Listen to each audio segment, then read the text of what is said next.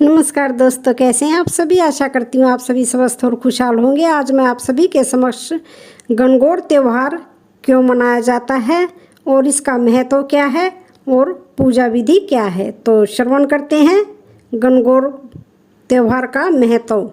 गणगौर का पर्व हर साल होलिका दहन यानी फाल्गुन मास की पूर्णिमा तिथि से शुरू होता है और इसे चैत्र मास के शुक्ल पक्ष की तृतीया तिथि को गणगौर के पर्व के रूप में मनाया जाता है। गणगौर का पर्व विवाहित महिलाओं के साथ साथ कुंवारी कन्याएं भी रखती हैं, इसलिए इस त्योहार को हर महिला द्वारा धूमधाम से मनाया जाता है। इस दिन माता पार्वती और भगवान शंकर की विधि विधान से विशेष रूप से पूजा की जाती है। इस पूजा को करने का विशेष महत्व यह है कि विवाहित महिलाएं अपने पति की लंबी आयु और स्वस्थ जीवन की कामना करती हैं, जबकि कुंवारी कन्याएं अपने मन चाहे वर की कामना करती हैं और उनके लिए व्रत रखती हैं। इस पूजा में कुंवारी कन्याएं सुहागिनी महिलाओं की तरह सज कर पूजा करती हैं। इस व्रत की सबसे अच्छी बात यह है कि कोई भी महिला अपने पति को इस व्रत के बारे में नहीं बताती है और न ही उसे प्रसाद खाने को देती है। गणगौर पूजन विधि। कहा जाता है कि जिस तरह गणगौर की पूजा का एक अलग ही महत्व होता है, उसी तरह इन पूजन सामग्री का होना भी विशेष है। तो क्या क्या पूजा सामग्री होती है इसमें? लकड़ी की चौकी या पाटा, काली मिट्टी या फिर होली दहन की राख, कलश, 2 मिट्टी के गमले, दीपक, हल्दी, कुमकुम, काजल, चावल, मेहंदी और गुलाल, देसी घी, गुलाब या गेंदे के फूल और आम के पत्ते, हरी घास यानी जिसको हम दूब बोलते हैं, पान के पत्ते, गणगौर के कपड़े, लाल चुनरी, पानी से भरा कलश, नारियल, गेहूं, बांस की टोकनी, सुपारी।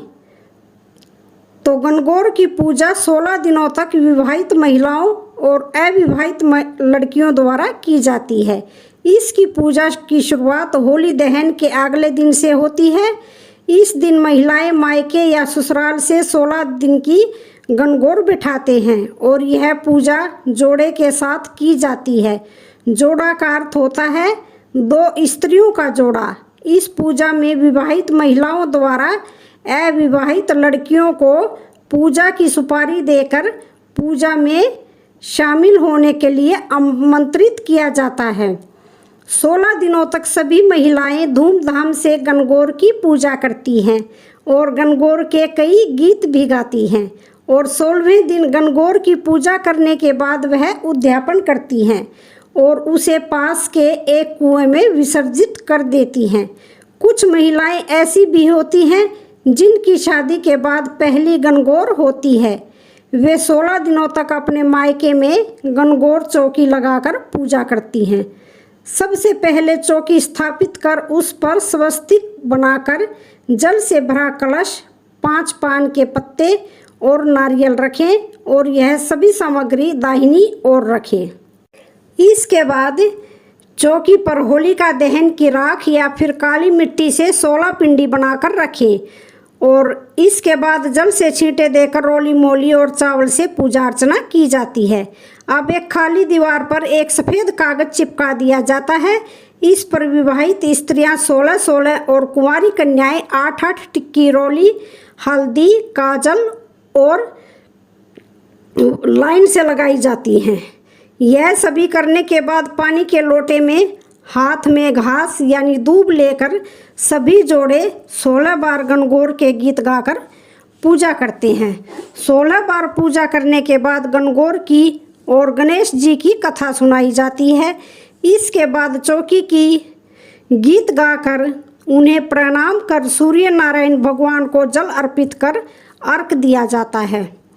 इसी तरह की पूजा 16वें दिनों तक की जाती है, लेकिन 7 दिनों के बाद शीतला सप्तमी की शाम को कुम्हार के यहाँ से गणगौर के साथ गाजे बाजे के साथ 2 मिट्टी के कुंडे लाए जाते हैं। गणगौर की अष्टमी से तीज तक रोज सुबह बिजोरा जो फूलों का बनाया जाता है, जवार को इसके अन्य 2 गमलों में गेहूं डालकर बोया जाता है।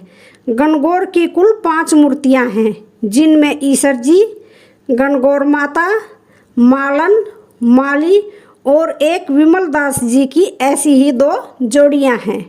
गणगौर के आखिरी दिन यानी तीज पर इसका उद्यापन होता है और सब मूर्तियों को विसर्जित कर दिया जाता है। तो गणगौर व्रत का महत्व और पूजन विधि आप सभी को पसंद आया होगा। वीडियो अच्छी लगे तो चैनल को लाइक, शेयर, सब्सक्राइब जरूर करें। धन्यवाद।